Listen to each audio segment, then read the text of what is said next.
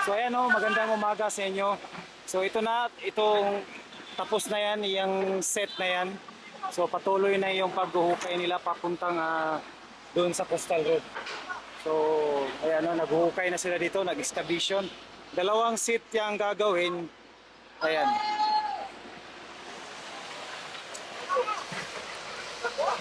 Kung galing doon sa Rojas, ito na yung kanal, no?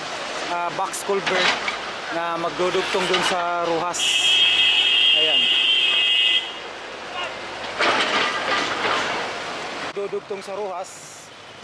Ayan, no, nakikita natin. Yan ang harap yung kanina, yung pasa picture natin. So kaya bali magdudugtong yan dyan, no? Tatawid itong project na ito, itong box culvert.